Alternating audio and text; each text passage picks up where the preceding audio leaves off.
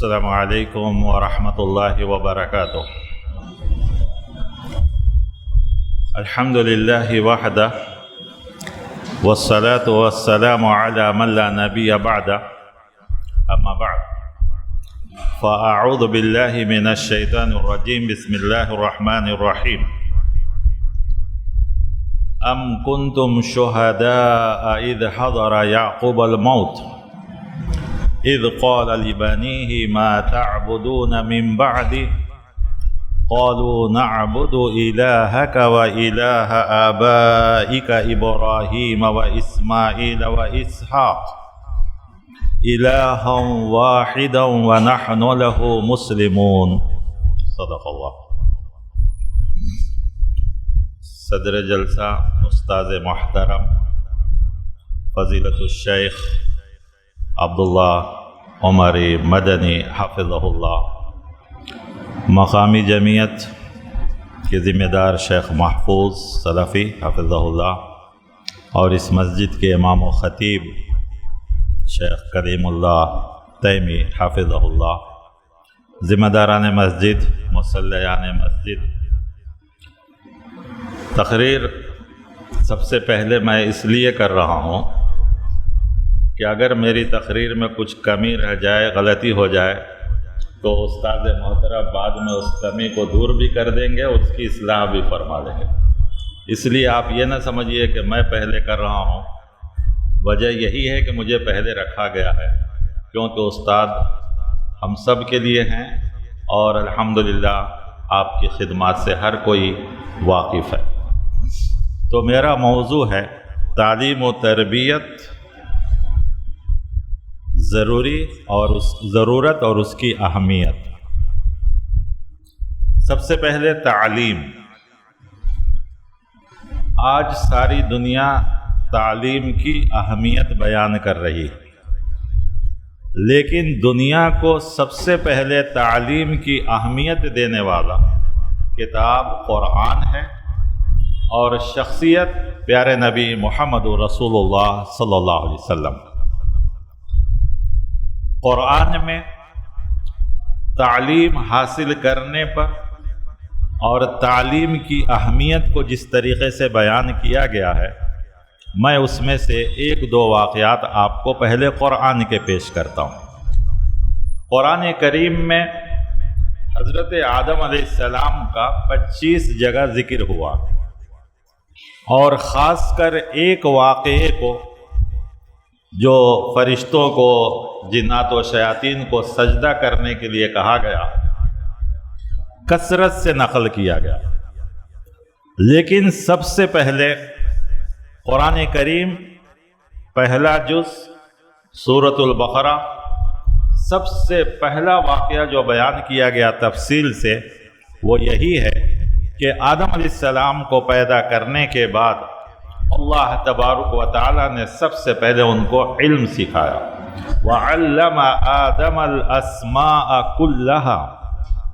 آج دنیا میں جو تعلیم نرسری کے لیے سب سے مشہور ہے، اسے مونٹیسری سسٹم کہتے ہیں۔ آپ جانتے ہو اس سسٹم میں کیا سب سے زیادہ پڑھایا جاتا ہے؟ صرف نیمز، خواہ وہ اینیملز کے ہو یا ان چیزوں کے ہو، فلاورز یا فروٹس، ان ساری چیزوں کے نیم ہی سب سے پہلے سکھائے جاتے۔ آخر ان کو یہ چیز کہاں سے ملی؟ قرآن سے ملا ان کو، کہ اللہ تعالیٰ نے بھی آدم علیہ السلام کو سب سے پہلے ہر چیز کا علم سکھایا، لیکن اس کے لیے الفاظ استعمال کیا کہ وَعَلَّمَ آدَمَ الْأَسْمَاءَ كُلَّهَا، کہ اللہ نے سب سے پہلے آدم علیہ السلام کو علم سکھایا۔ خیر، اس کے بعد دیکھیے فرشتوں کو کہا گیا سجدہ کرنے کے لیے۔ کیوں کہا گیا سجدہ کرنے؟ کہ فرشتوں اور جنات تم سب آدم کو سجدہ کرو، کس لیے کہا گیا؟ اس سے پہلے اللہ تعالیٰ نے آدم اور فرشتے اور جنات سب کا امتحان لیا۔ اللہ تعالیٰ فرشتوں سے کہا تو فرشتوں نے کہا سبحانک لا علم لنا، بس ہم کو تو اتنا ہی علم ہے جتنا آپ کہتے ہیں، ہمارا کام صرف نسبح، ہم تسبیح ہی بیان کر سکتے ہیں اور اتنا ہی کر سکتے ہیں۔ نحن نسبح بحمدک ونقدس لک، اتنا ہی ہم کر سکتے ہیں۔ لیکن اللہ تعالیٰ نے آدم علیہ السلام سے پوچھا تو اللہ آدم علیہ السلام نے ساری چیزوں کا علم بتا دیا۔ تب فرشتوں سے کہا گیا کہ آدم کو سجدہ کرو۔ مطلب یہ ہوا کہ علم جس کے پاس ہوگا ساری دنیا ان کے سامنے جھکے گی۔ اب ہم سجدے کے بحث میں پڑ گئے کہ وہ سجدہ تعظیمی تھا یا عبادتی تھا۔ یہاں نہ تعظیمی نہ عبادتی، یہاں بتانا یہ مقصود تھا کہ جس قوم کے پاس علم ہوگی وہ ساری قوم ان کے سامنے جھکے گی۔ جس شخص کے پاس علم ہوگا سارے انسان اس کے پاس جھکیں گے۔ جس فرد کے پاس انسان ہوگا سارے لوگ اس کے پاس جھکیں گے، اور انسان کو دنیا میں اگر عزت ملے گی تو صرف اور صرف علم سے ملے گی۔ علم کے بغیر دنیا میں کسی کو عزت نہیں۔ مختصراً آگے بڑھیں، سورہ یوسف ہے۔ بہت سے نوجوانوں کو سورہ یوسف بہت اچھا لگتا ہے، یوسف اور زلیخا کے واقعات کیا شاید، لیکن یہ صورت نوجوانوں کے اخلاق کو جتنا پاکیزہ سے بیان کرتی ہے کوئی اور صورت نہیں۔ لیکن میرا موضوع وہ نہیں ہے، میرا موضوع تعلیم و تربیت ہے۔ یوسف علیہ السلام سب سے زیادہ خوبصورت، آدھی دنیا کی خوبصورتی دی گئی۔ اور انسان سب سے زیادہ خوبصورت کب ہوتا ہے؟ بچپن میں یا جوانی میں یا بڑھاپے میں؟ بچپن میں بچے زیادہ خوبصورت ہوتا ہے۔ تو یوسف علیہ السلام اتنے خوبصورت تھے، لیکن ان کے بھائیوں نے جو بیچا ہے اور وہ لوگ خرید کے لے جا کے بازار مصر میں جو بیچے ہیں، تو قرآن اس کا نقشہ کھینچتا ہے وَشَرَوْهُ بِثَمَنٍ بَخْسٍ دَرَاهِمَ مَعْدُودَةٍ، چند کھوٹے سکوں میں بیچا گیا۔ بھئی خوبصورت ہے، قیمت لگنی چاہیے، لیکن نہیں۔ لیکن وہی یوسف علیہ السلام کو اللہ تبارک تعالیٰ جب خواب کی تعبیر بتلا دیتے ہیں، خواب کی تعبیر کا علم سکھا دیتے ہیں، بادشاہ کو معلوم ہوتا ہے، تو بادشاہ کہتا ہے ان کو لے کر آؤ، میں ان کا اپنے خاص مصاحبوں میں رکھوں گا۔ بلکہ جو الفاظ قرآن کریم نے استعمال کیا ہے اس کا آج کے زبان میں ترجمہ کیا جائے تو فائنانس منسٹر ہو سکتا ہے۔ اور بادشاہ نے کیا وہی کہ جب خواب آپ بتلائے تو بادشاہ نے اس وقت عزیز مصر آپ کو کہا کہ اب ساری ذمہ داری آپ کی ہے، غلہ کو کیسے سیف کرنا، کیسے بچانا، کیسا تقسیم کرنا، یہ سب انہوں نے کیا ہے۔ آج یہ کون کرتے ہیں؟ فائنانس منسٹر، فوڈ منسٹر، یہی لوگ کرتے ہیں۔ تو علم نہیں تھا، خوبصورت تھے، سب کچھ تھا، قیمت گھٹیا لگی، علم آ گیا تو بادشاہ اپنا فائنانس منسٹر بنا لیا۔ علم انسان کو بلند کرتا ہے۔ قرآن کریم میں دو انبیاء ہیں جن کو نبوت کے ساتھ ساتھ بادشاہت دی گئی، وہ حضرت داؤد اور حضرت سلیمان۔ آپ قرآن کریم اٹھا کے دیکھیے، اللہ تعالیٰ کا سب سے زیادہ شکر ادا کرنے والے یہ دونوں۔ وَقَلِيلٌ مِّنْ عِبَادِيَ الشَّكُورُ، حضرت داؤد علیہ السلام کے بارے میں آیا۔ لیکن سلیمان علیہ السلام بھی کوئی کم شکر گزار نہیں تھے، کیونکہ موضوع کے تعلق سے مختصراً کہہ رہا ہوں کہ جب سلیمان علیہ السلام اور داؤد علیہ السلام ان دونوں کو اللہ تعالیٰ نے یہ ساری چیزیں عطا فرمائی، تو وہ اقرار کرتے ہیں کہ یہ دونوں چیزیں ہمیں علم کی بدولت ملی۔ اور سلیمان علیہ السلام کے بارے میں مشہور ہے، یہ قرآن میں نہیں، حدیث میں نہیں ہے، لوگوں نے بنایا، لیکن یہ صحیح بات ہے کہ اللہ تبارک تعالیٰ نے داؤد علیہ السلام کو دولت، حکومت اور علم پیش کیا اور کہا کہ یہ تینوں میں سے کوئی ایک چیز آپ لے لیجئے، دولت، حکومت اور علم۔ اللہ تعالیٰ نے سلیمان علیہ السلام کو یہ تینوں چیزیں پیش کی تو سلیمان علیہ السلام نے علم کو حاصل کیا، کہا مجھے علم چاہیے۔ اس کے بعد اللہ تعالیٰ نے دولت اور حکومت سے کہا کہ اب تم یہاں سے چلو، کیونکہ سلیمان نے تم کو انکار کر دیا، انہوں نے علم کو پسند کر لیا۔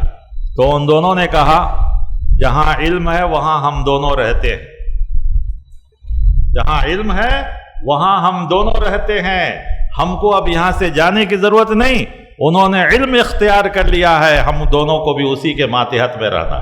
جس کے پاس علم ہے دولت بھی آئے گی، حکومت بھی آئے گی، ساری چیزیں آئیں گی۔ یہ تین واقعات قرآن کے کافی ہیں، واللہ قرآن کریم آپ اٹھا کے دیکھیے، باقی ساری چیزوں کے لیے ایک دو دعائیں آپ کو ملیں گی۔ علم کے لیے اللہ تعالیٰ نے رب زدنی علما بھی کہا. ابھی میں نے کہا سبحانک لا علم لنا، گرچہ کہ فرشتوں کی دعا ہے پھر بھی چلیے. علم نشرح بھی کہا، رب اشرح لی صدری ویسر لی امری، یہ بھی دعا سکھایا. کتنی دعائیں ہیں. یہ بھی کہا فإن مع العسر یسرا ان مع العسر یسرا فإذا فرغت فانصب. یہ سب وہی ہے کہ ہر مشکل محنت کرنے والے کو کامیابی ملے گی، محنت کرنے والے کو کامیابی ملے گی. یہ سب قرآن سے. آئیے حدیث.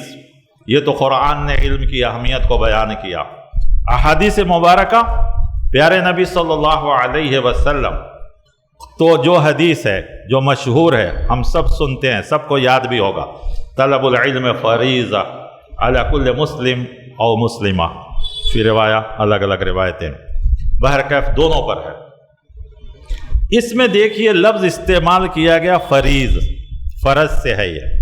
یعنی جس طرح نماز روزہ فرض ہے، مسلمان مرد اور عورت کو علم حاصل کرنا بھی فرض ہے. اب آپ کہیں گے کہ اقرا والی آیت آپ پڑھے نہیں، وہ آیت تو بہت مشہور ہے، سب کو ہی جانتے ہیں. لہذا جو آپ پہلے سے جان ہی رہے آپ، میں اس کو مزید وقت لگانا نہیں چاہتا. اللہ کے رسول صلی اللہ علیہ وسلم اس حدیث کے اندر فرض قرار دے کر، اور میں کیوں اقرا کا ذکر کیا، کیوں اللہ تعالیٰ نے پہلے نماز، روزہ، توحید، رسالت، حلال و حرام کا ذکر نہیں کیا؟ علم ہوگا تو انسان حلال و حرام جانے گا، علم ہوگا تو اللہ کو بھی پہچانے گا، علم ہوگا تو رسول کو پہچانے گا، علم ہوگا تو وحی کو جانے گا. اسی لیے سب سے پہلے علم کا آیا. اور آج کے دور میں علم کی اہمیت کا کون انکار کر سکتا ہے؟ آج علم کے بغیر انسان کا جینا مشکل ہے. سوچ کر دیکھیے اگر ہم 1400 سال پہلے جو چیز ہم کو دی گئی ہوئی اور ہم نے اس کو حاصل کیا بھی، ایسا نہیں کہ مسلمانوں نے علم حاصل نہیں کیا. یہ غلط بات ہے کہ مسلمان علم میں پیچھے آج ہو سکتے ہیں، ماضی میں کبھی پیچھے نہیں رہے. آپ اٹھا کر دیکھیے، تاریخ گواہ ہے. فرق یہ ہے کہ کہنے والے بھی سو گئے، سننے والے بھی سو گئے، اور دنیا ہم سے جو ہے دور ہو گئی. ورنہ علم کے میدان میں تو مسلمان سب سے آگے تھے، کیونکہ علم کی اہمیت دی ہی ہے قرآن. جب تک قرآن کا ترجمہ انگریزی اور دوسری زبانوں میں نہیں ہوا تھا، دنیا کو نہ علم کی تہذیب معلوم نہ تھا، نہ سائنس کا علم تھا، نہ کسی بھی چیز کا علم. بہت سے لوگ سمجھتے ہیں کہ سائنس یہ ساری چیزیں قرآن کے خلاف ہے. نہیں، قرآن کریم کے سورتوں کے نام دیکھیے تو آپ کو معلوم ہو جائیں گے کہ ساری چیزیں علم جو ہے قرآن ہی میں تھا. جس کو شاعر نے کہا تھا، فرصت کہاں تھی اتنی کہ ہم کھولتے کتاب، ورنہ تمام علم تو قرآن ہی میں تھا. سارا علم جو دنیا کو آج ملی ہے یہ سب قرآن کی بدولت ہے. لیکن ہمارے پاس جن صورتوں کی فضیلت ہے آپ دیکھیں گے ان صورتوں میں ان سب چیزوں کو نہیں ملے گا. جیسے کہ ہم سورہ فتح پڑھتے ہیں، سورہ رحمان پڑھتے ہیں، جھومتے ہیں، لیکن معنی کے ساتھ کبھی نہیں پڑھتے، ورنہ سارا چیز تو اسی کے اندر بیان کیا گیا. سورہ ابراہیم ہے، سورۃ الانبیاء ہے. بہرکیف مختصراً یہ کہ علم فرض ہے. لیکن ایک چیز میں مختصر کہوں، کیونکہ میں اگر زیادہ وقت چھوڑوں گا تو شیخ سے صرف آپ ہی کو فائدہ نہیں ہوگا، مجھے بھی ہوگا. بہت کم موقع ملتا ہے دور جانے کے بعد.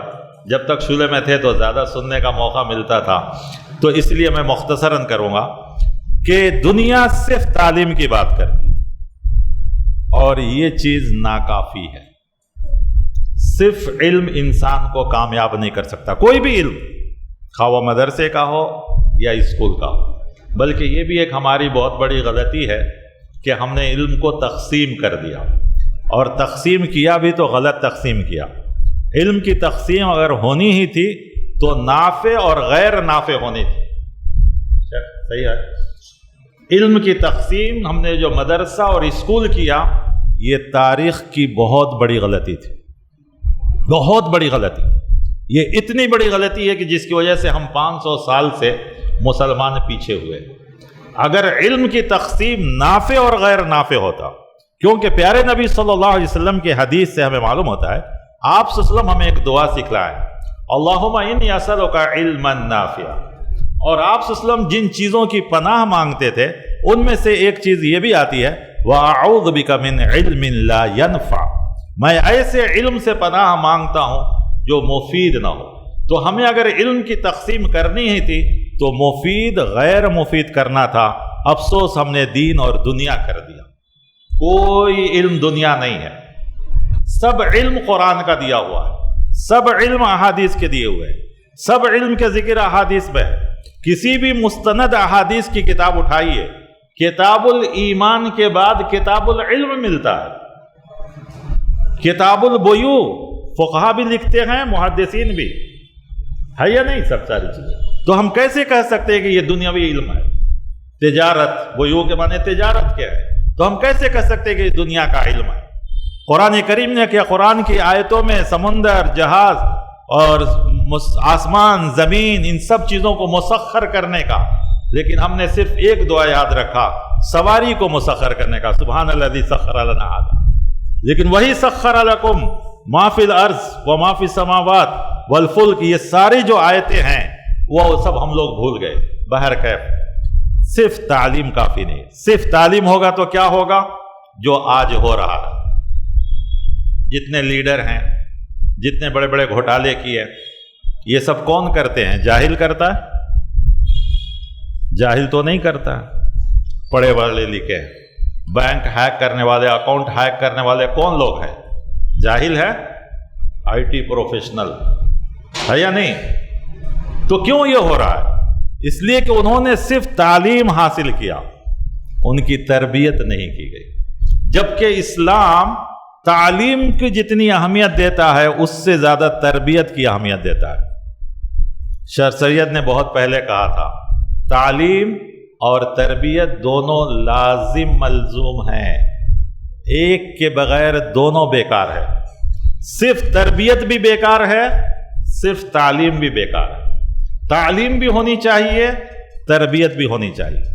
تعلیم نہیں ہوگی، صرف تربیت ہوگی تو ہمارے پاس ویسے بہت سے لوگ ہیں، میں نام لینا مناسب نہیں سمجھتا، کہ تربیت ان کی ہے، جذبہ ہے، شوق ہے، سب ہے، لیکن تعلیم نہیں ہے، تو پھر دیکھیے کہ ان سے کیا کیا غلطیاں ہوتی ہیں۔ اور جن کے پاس تعلیم ہے، ان کی تربیت نہیں ہے، تو وہ حال ہو رہا ہے کہ سب سے جگہ، ہر جگہ دیکھیے ہزاروں کیمرے لگے ہوتے ہیں، ہزاروں rules and regulation, law and order نافذ کرنے والے معلوم ہیں، پھر بھی جرائم، گناہیں بڑھتی جا رہی ہے۔ ایک بار حج میں ہندوستان کے، بہار کے ایک بڑے ڈی جی ریٹائر ہونے کے بعد وہ حج کو آئے تھے۔ ڈی جی آپ جانتے ہیں نا، director general of police, D G P, بڑا عہدہ ہوتا ہے۔ تو وہ حج میں آئے تھے، تو ہم لوگوں نے ان سے سوال کیا کہ ہمارے یہاں 2000 کا مجمع ہو تو اس کے لیے اتنی ساری پولیسیں لگائی جاتی ہیں، حج میں 30 لاکھ 35 لاکھ لوگ رہتے ہیں، جبکہ پورے سعودیہ میں بھی اتنی پولیس نہیں ہے، پوری سعودیہ میں بھی اتنے نہیں ہے، لیکن پھر بھی یہاں سارا مینٹین ہو جاتا ہے۔ آپ کا کیا خیال ہے؟ آپ ڈی جی پی رہ چکے، آپ بتا سکتے ہیں؟ یہ میں بہار کے ڈی جی پی کا بتا رہا ہوں۔ تو انہوں نے سوچا اور ایک ہی بات کہی، یہاں سارے لوگ پولیس ہے۔ پولیس کا مطلب قانون نافذ کرنے والے، یعنی سب اللہ سے ڈرتے ہیں، اسی لیے یہاں کسی اور قانون کی ضرورت نہیں ہے۔ تو معلوم یہ ہوا کہ گناہوں سے بچنے کے لیے تعلیم کی ضرورت نہیں ہے، تربیت کی ضرورت ہے۔ تو انبیاء کیا کرتے ہیں؟ انبیاء کرام تعلیم کے ساتھ ساتھ تربیت بھی۔ انبیاء آپ صلی اللہ علیہ وسلم نے فرمایا نا، الا ان فی الجسم مضغہ فاذا صلحت صلح الجسد کلہ واذا فسدت فسد الجسد کلہ، کہ تمہارے جسم میں گوشت کا ایک لوتھڑا ہے، اگر وہ درست رہا تو سارا جسم درست رہے گا، وہ خراب ہو گیا تو سارا جسم خراب ہو جائے گا، اور وہ ہے تمہارا دل۔ تو یہ ساری خرابیاں یہاں پیدا ہوتی، سارے خیالات یہاں پیدا ہوتے۔ اسی لیے اللہ تعالیٰ نے قرآن میں خاص کر دعا، اور وہ بھی کون سی صورت میں؟ سورہ آل عمران میں، کیونکہ یہودی تو مغضوب کہلائے، لیکن عیسائیوں کو کہا گیا کہ وہ گمراہ ہوئے، اور گمراہ کس وجہ سے ہوئے؟ کہ انہوں نے اپنے دل میں حضرت عیسیٰ کی محبت، عظمت کو دیکھ کر گمراہ ہو گئے۔ تو کہا گیا کہ نہیں، اگر یہ دل کو، اور آپ دیکھیں گے یہ آیت حضرت عیسیٰ علیہ السلام کے ذکر کرنے سے پہلے ہے کہ ربنا لا تزغ قلوبنا بعد اذ ہدیتنا وہب لنا من لدنک رحمہ۔ اور اللہ تعالیٰ نے سورہ نور میں یہ بھی کہا کہ ہم نے ایک ہی دل بنایا ہے۔ تو ایک دل کا مطلب کہ یا تو توحید ہو یا شرک ہو، کفر ہو یا اسلام ہو، سنت ہو یا بدعت ہو، ہمارا دل اتنا بڑا نہیں ہے کہ سب کچھ اس میں آ جائے اور ہم کہیں کہ نہیں نہیں ہم سب کر سکتے ہیں. یہ نہیں ہو سکتا. دل ایک ہے تو ایک ہی چیز ہوگی، یا تو کفر یا اسلام، یا تو توحید یا شرک، یا تو سنت یا جو ہے بدعت. ایک ہی چیز ہو سکتی ہے. تو یہ چیز ہم کو اور آپ کو یہ تربیت ضروری ہے. تربیت کے تعلق سے احادیث اور بھی زیادہ ہے. پیارے نبی صلی اللہ علیہ وسلم فرماتے ہیں تم اپنی اولاد کو جو دینا ہے دو، لیکن سب سے بہترین چیز جو دے سکتے ہیں وہ ہے تربیت.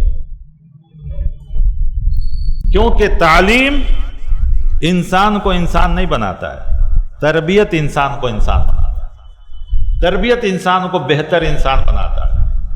تربیت یہ سب سے زیادہ ضروری ہے. کیا وجہ ہے کہ پرانی امتوں کو یا انبیاء کو کتاب پوری کی پوری ایک بار دے دی گئی، لیکن پیارے نبی صلی اللہ علیہ وسلم کو پورا قرآن ایک بار نہیں دیا گیا؟ آیتیں اتری، تھوڑی تھوڑی پڑھایا گیا، سمجھایا گیا، عمل کرایا گیا. ورنہ اللہ تعالیٰ چاہتا تو قرآن کو بھی پورا کا پورا ایک بار. اور کفار اسی لیے اعتراض بھی کرتے تھے کہ کیوں پورا قرآن ہم کو نہیں دیا گیا ایک بار میں.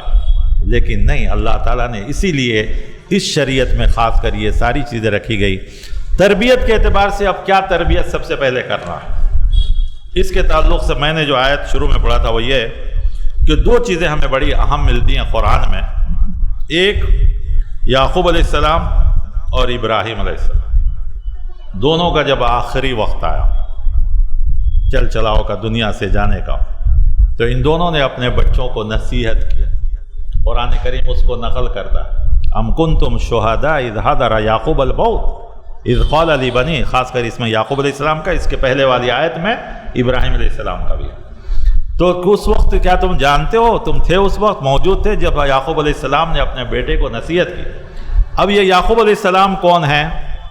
یعقوب علیہ السلام حضرت اسحاق علیہ السلام کے بیٹے، اسحاق علیہ السلام حضرت ابراہیم علیہ السلام کے بیٹے.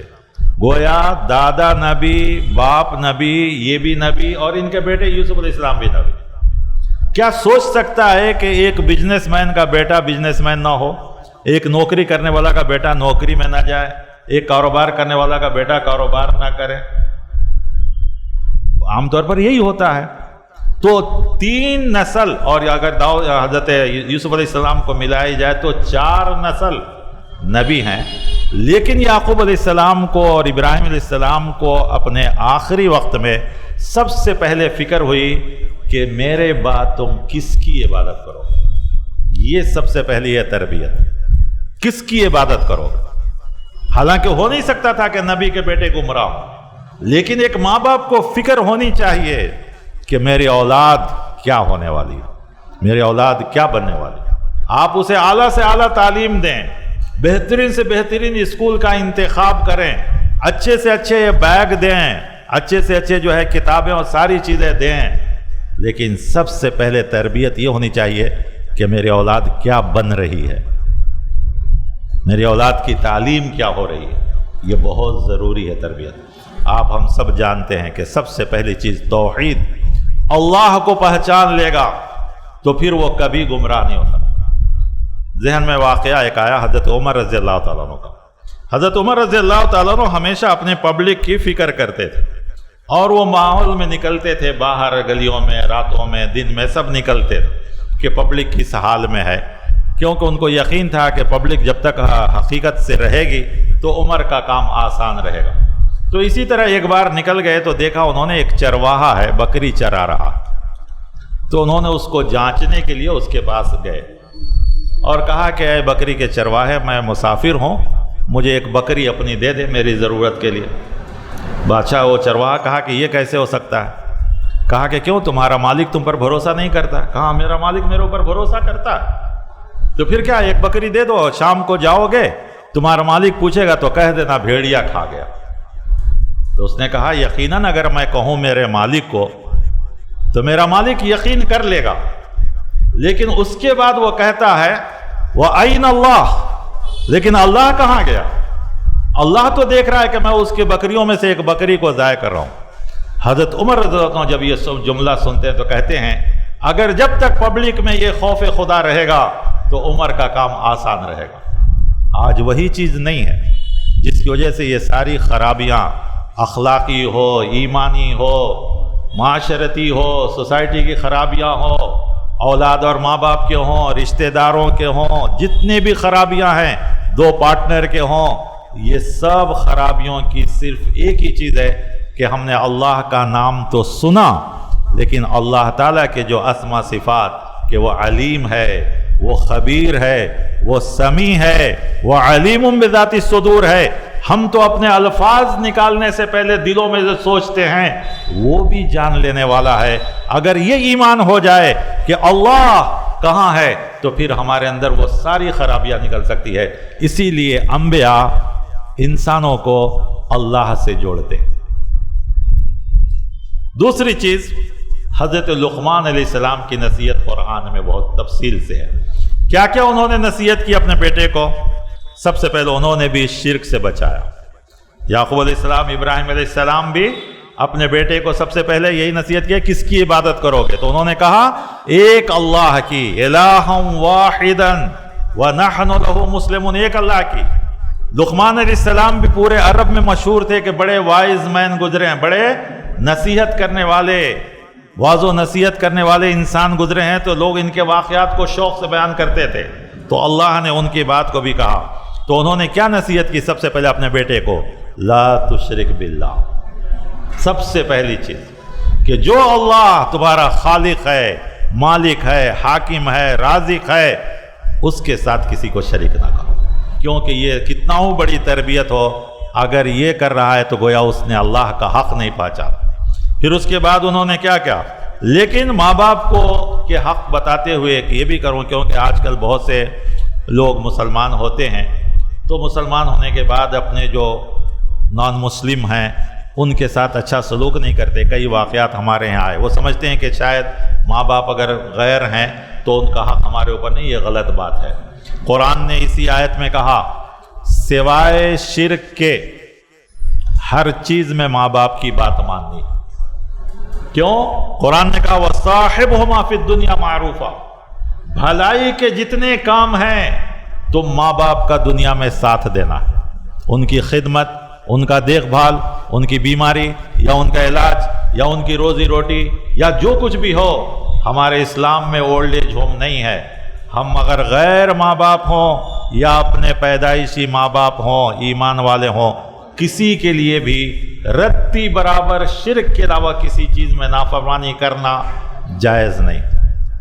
میں نام نہیں لوں گا، ابھی تھوڑی دیر پہلے نماز کے بعد افسوس ہے کہ ایک باپ، اور وہ آپ سے بھی ملنا چاہ رہے تھے لیکن میں منع کیا کہ کہیں آپ ٹینشن میں نہ آ جائیں، وہ خود بڑے ٹینشن میں تھے، شکایت کر رہے ہیں اپنے بیٹے کے بارے میں۔ بیٹا پڑھا لکھا ہے، بیٹا پڑھا لکھا ہے، اب ان کی شکایت کی وجہ کچھ اور ہوگی، اسی لیے میں بھیج دیا ان کو کہ آپ بعد میں آئیے، فرصت سے بات کریں گے۔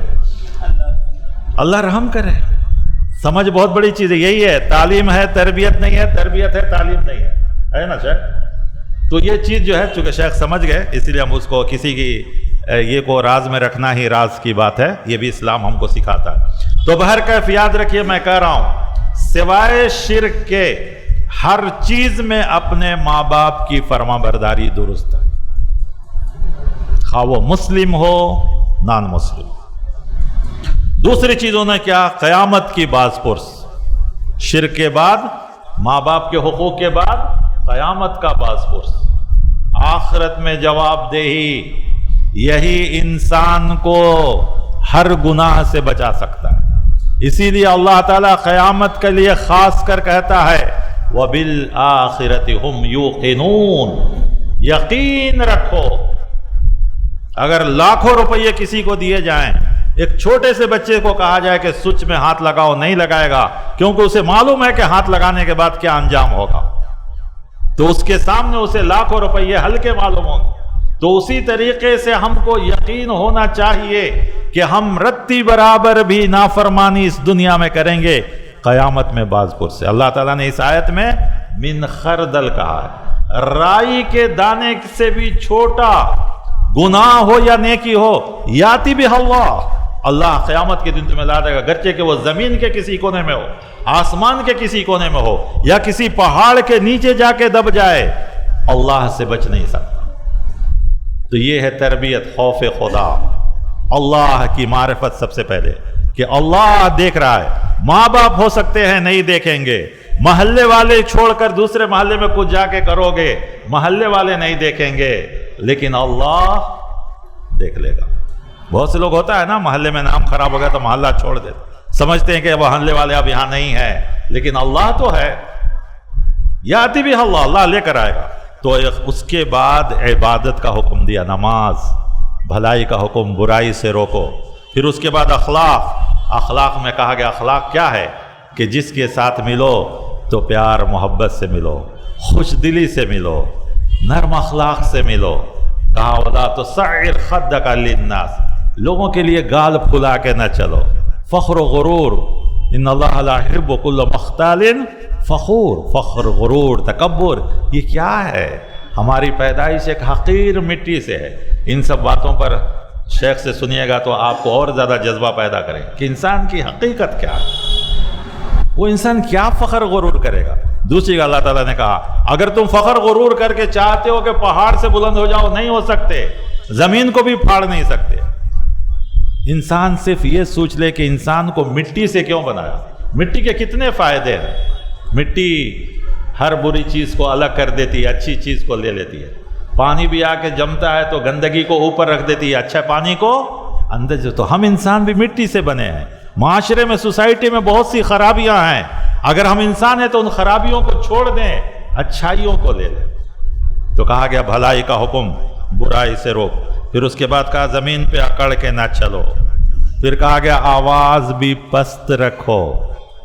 اتنی چھوٹی چھوٹی چیز کی تربیت کی جا رہی ہے کہ آواز بھی ہو تو کیسے ہم بات کریں. بڑوں کے سامنے اخلاق سے، ادب سے، ماں باپ ہیں، بڑے ہیں، ان کے سامنے کہا گیا کہ اپنے بازوؤں کو ان کی خدمت کے لیے جھکا دو. وَخْفِضْ لَهُمَا جَنَاحَ الذُّلِّ مِنَ. آج کہاں ہیں بچوں کو تھوڑا سا علم ہو جاتا ہے، تھوڑی سی یہ چیز ہوتی ہے تو سب سے پہلے ماں باپ. نہیں، اگر وہ شرک میں ہیں، بدعت میں ہیں، تب بھی ہمارا اخلاقی فرض ہے کہ ہم اپنے اخلاق سے اسے متاثر کر کے. آپ کو معلوم ہے ہمارے ہاں ایک صاحب آندھرا کے، وہ ایک ہوٹل میں مینیجر تھے، تو آتے تو 15ویں شعبان کی خرابیاں میں نے بیان کیا، ان کو اثر ہوا، بدل گئے. جب وہ بستی گئے تو اس کو بولے کہ تو مدراس جا، وہ خراب ہو گیا. تو وہ آ کر بولے اب میں کیا کروں. میں کہا دیکھو، پہلے جتنا تو ماں باپ کی خدمت کرتے تھے اب اس سے زیادہ خدمت کرو، پھر دیکھو کیا ہوتا ہے. آپ یقین کریں 3 مہینے میں ماں باپ بدل گئے. 3 مہینے کے اندر. ہمارے بچے کیا کرتے ہیں، امی ابا شرک میں ہے، میں کیا ان سے جا کے ملنا، استغفر. پھر اصلاح کیسے کرو گے، کیسے ان کی اصلاح ہوگی. اسلام شرک سے نفرت کرتا ہے، مشرک سے نفرت نہیں کرتا. اسلام کفر سے نفرت کرتا ہے، کافر سے نفرت کرنے کے لیے نہیں کہا گیا ہے. اسلام بدعت سے نفرت کرنے کے لیے کہتا ہے، بدعتی سے نفرت کرنے کے لیے نہیں کہتا ہے. اگر ہم ان شخصیتوں سے نفرت کریں گے تو ہم دعوت کا کام کیسے کریں گے. لہذا اس چیز کو غور کیجئے. یہ بھی ایک بہت بڑا فخر ہے کہ ہم توحید میں ہیں، ہم سنہ میں ہیں. نہیں، یہ فخر کی بات نہیں، اللہ کے شکر کی بات ہے. اور اس شکر کا یہ ہے کہ دوسروں کے ساتھ آپ ایسے اخلاق سے ملیے کہ وہ آپ سے متاثر ہو کر وہ بھی توحید میں آئے، وہ بھی اچھے راستے میں آئے، اور وہ بھی دین میں آئے. بہرکیف موضوع الگ ہوتا جا رہا ہے. میرا موضوع تھا تعلیم و تربیت. تعلیم بھی اہم ہے، تربیت بھی اہم. تعلیم کے بغیر صرف تربیت بھی کافی نہیں ہے، ورنہ اس سے بھی غلطی ہونے کے اندازے رہیں گے، بلکہ زیادہ غلطی کر سکتا ہے.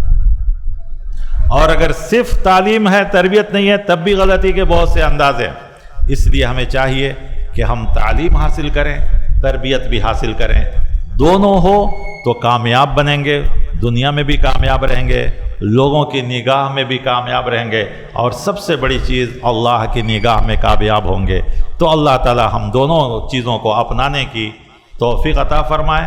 تعلیم اتنا ہی ضروری ہے، تربیت بھی اتنا ہی ضروری ہے، اور ان دونوں کی اہمیت بھی ہے جسے قرآن، احادیث، پیارے نبی صلی اللہ علیہ وسلم، بلکہ پیارے نبی صلی اللہ علیہ وسلم تعلیم سے زیادہ تربیت پر توجہ دیے ہیں. یہی وجہ تھا کہ وہ عرب کے لوگ جو اسلام سے پہلے، پیارے نبی صلی اللہ علیہ وسلم سے پہلے ایک ایک بڑی بڑی چیزوں کی چوری کر لیتے تھے، لیکن بعد میں ان کی تربیت ہو گئی تو ایک صحابی جنگ میں ایک رسی لے کر آتے ہیں اور کہتے ہیں یہ بھی امانت ہے، حالانکہ رسی کی کیا اہمیت ہے؟ کوئی اہمیت نہیں، یہ خوف خدا تھا۔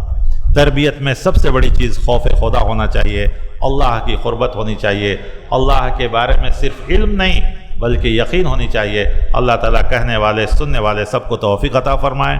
میں نے جو کچھ کہا اس میں جو اچھی باتیں وہ اللہ کی طرف سے ہیں، اور اگر کوئی ایسی ویسی بات ہو گئی ہو تو وہ میرے نفس کی طرف سے ہے، اللہ تعالیٰ اسے اللہ تعالیٰ مجھے بھی معاف فرمائے، آپ سب کو بھی اس پر عمل کرنے سے معاف فرمائے، اور جو صحیح ہے اس پر مجھے بھی عمل کرنے کی توفیق عطا فرمائے، آپ سب کو بھی عمل کرنے کی توفیق عطا فرمائے۔ آمین۔ وصلی اللہ علی النبی، والسلام علیکم ورحمۃ اللہ وبرکاتہ۔